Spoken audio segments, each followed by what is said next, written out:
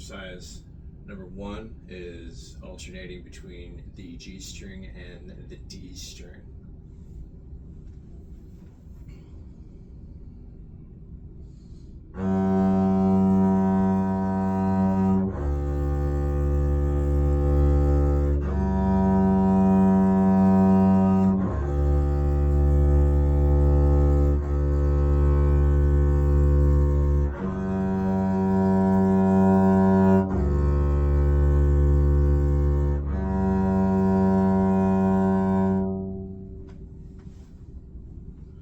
Exercise number 2 is going between the D and A string.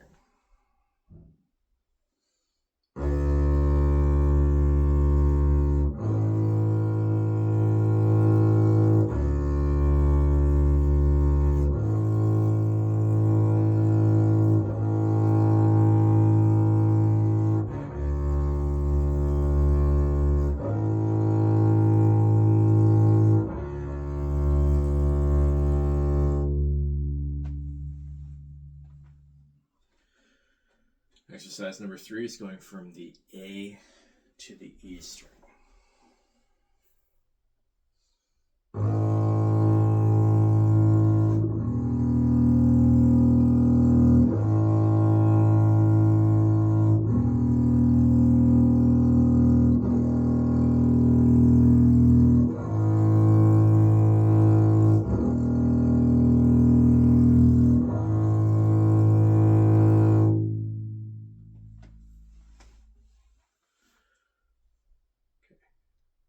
So exercise number 4 is going between the G string and the A string.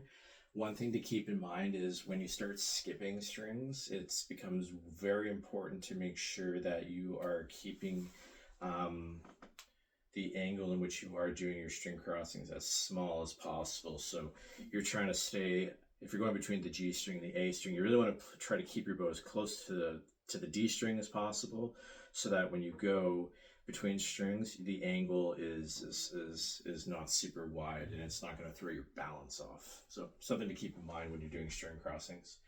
That applies to any string crossings, by the way. So here is between the G and the A string, exercise number 4.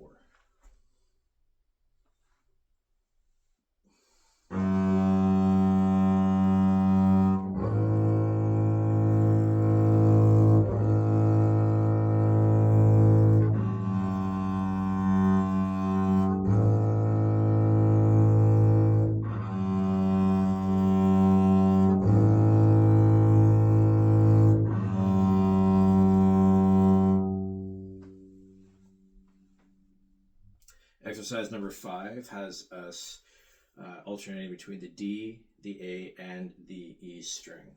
Now it's very important, again, we want to make sure that we're thinking about the next string that we're going to play. We'll adjust our weight a little bit, our bow speed might change, but ultimately we're just thinking about pushing and pulling, trying to drag our weight through the string. All right, exercise number 5.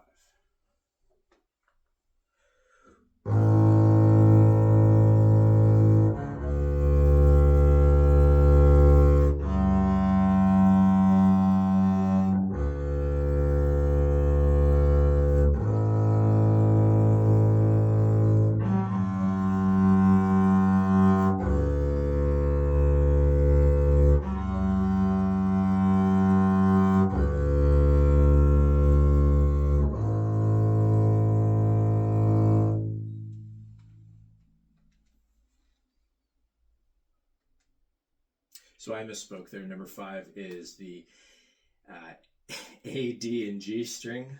Sorry about that, but the point still stands. Now we're going to exercise number 6, where it's the D, A, and E string. Same things apply. Trying to make sure that you're thinking about the bow speed, the weight as you're going through the different thicknesses of string. All right.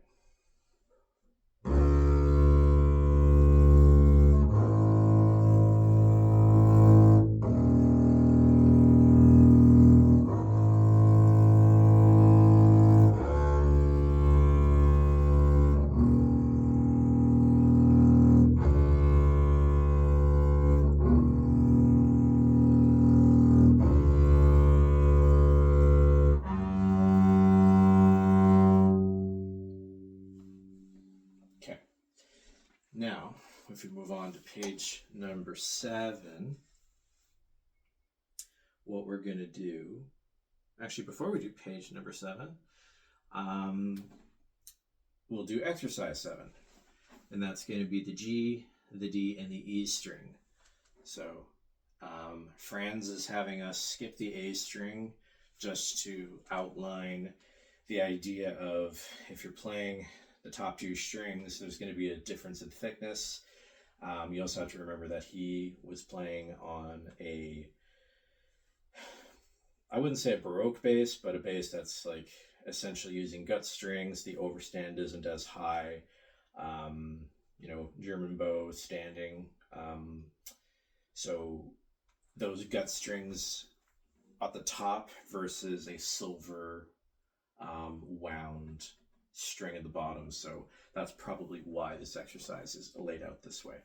But anyway, that's just me guessing. So anyway, here's exercise 7, and here we go.